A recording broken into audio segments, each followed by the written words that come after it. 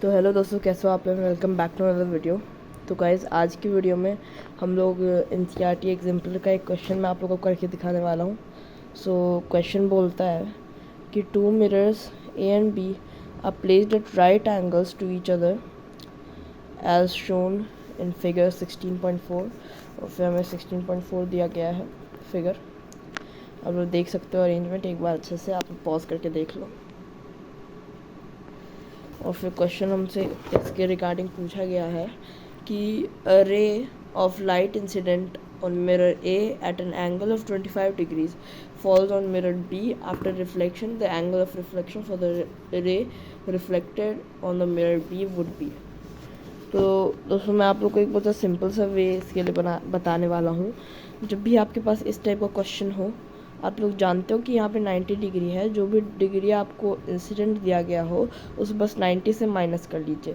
ये आपका simple trick है और यहाँ पे मैं वीडियो ख़त्म कर सकता हूँ, पर मैं आप लोग को एक फुल एक्सप्लेनेशन दूंगा जस्ट सो आप रिमाइंड हो जाएं। ये क्लास 7th की साइंस एग्जाम्पलर है एनसीईआरटी। तो अब हम ये सोचेंगे कि यहाँ पे क्यों बन रहा है। करेक्ट, यहाँ पे बन ही क्यों रहा है, मतलब 65 डिग्रीज क्यों बन रहा है।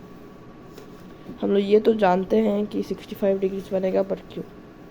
तो देखिए, अगर यहाँ पे 25 डिग्रीज है तो by laws of reflection we know कि यहाँ पे भी 25 डिग्रीज होगा। तो यहाँ पे मैंने एक लाइन बनानी, मैं जानता हूँ यहाँ पे 25 डिग्रीज आएगा।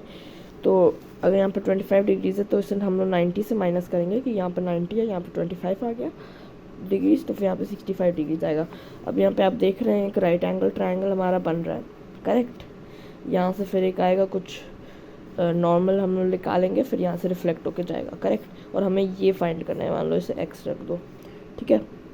सो अब यहाँ पे हम लोग देख सकते हैं कि हमारे पास 90 डिग्री है, 65 डिग्री है, ये एक राइट एंगल ट्रायंगल है। और अगर हम लोगों को अगर हम लोग ये वाला एंगल फाइंड कर लिए, जैसे मैंने थीटा बोल दिया, अगर मैंने इसे फाइंड कर लिया तो मैं एक्स को भी फाइंड कर लूँगा। तो थीटा को फाइंड करने के लिए मुझे बस क्या करना है, 90 + 65, और इन दोनों को मतलब 180 - 90 तो 90 होगा, और फिर 90 - 65, क्योंकि एक ट्रायंगल का सम 180 होता है। सो 90 - 65 क्या होगा, 90 - 60 इज़ 30 एंड 30 - 5 इज़ 25। सो ये जो थीटा आपका आएगा ये 25 डिग्रीज आएगा।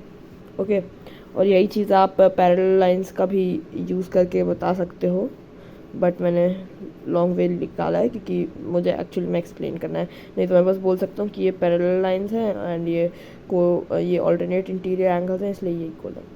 सो अब यहाँ पे आप लोग बता सकते हो कि ये अगर ये 25 डिग्रीज है theta, if theta is 25 degrees, तो ये 90 - 25 होगा, जो होगा 65 degrees. So angle of incident equals to this thing. और हम लोग ये जानते हैं कि angle of incidence equals to angle of reflection. So 65 degree will also be equal to this 65 degrees. हमारा आंसर आ गया यहाँ पे सी। ओके, अब एक चीज़ है, हाँ, कि 60, अब मैंने जो आप लोगों को स्टार्टिंग में ट्रिक बताई थी कि 90 - 25 करो 65 आएगा, वही आंसर है। वो क्यों वर्क कर रही है ये भी आप समझ लो। मैथ्स यहाँ पे थोड़ा सा मैथ्स लगाएंगे हम लोग, ठीक है। यहाँ पे आप देखो, ये मैंने 2 पैरेलल लाइंस ड्रॉ कर ली हैं, और आप लोग देख सकते हो ये अप्रॉक्सीमेटली उसी टाइप का जेड बन रहा है। करेक्ट, अब अगर आप लोग यहाँ पे देखो, यहाँ पे बहुत सारे एंगल निकल रहे हैं। ये मैंने एक ट्रांसवर्सल ड्रॉ कर दिया, यहाँ पे एक है एंगल, यहाँ पे है, यहाँ पे एंगल है, यहाँ पे है, यहाँ पे है, यहाँ पे है, और यहाँ पे एंगल। ओके, 8 एंगल बन रहे हैं। अब आप लोग देख सकते हो कि ये एक एंगल बन रहा है, और साथ ही में इस ट्रांसवर्सल ने ये भी एक एंगल बनाया है। So that is represented by this angle. ले लो, इस एंगल को ले लो, और इस एंगल को ले लो। तो ये जो एंगल्स हैं, मतलब इन्हें बोलेंगे आप को इंटीरियर एंगल्स। तो इन को इंटीरियर एंगल्स की एक प्रॉपर्टी होती है कि मान लो मैंने इस एंगल को एंगल 2 कह दिया, इस एंगल को एंगल 6 कह दिया, तो प्रॉपर्टी है कि angle 2 + angle 6 will be equal to 90 degrees. Okay, so अब अगर हमें पता है कि एंगल 2 या फिर एंगल 6 क्या है, तो फिर हम लोग दूसरा एंगल निकाल सकते हैं। हमें यहाँ पे पता था कि एंगल 2 25 डिग्री है, तो angle 6 is 90 - 25, so 65 degrees. So that's it guys, I hope you liked today's video.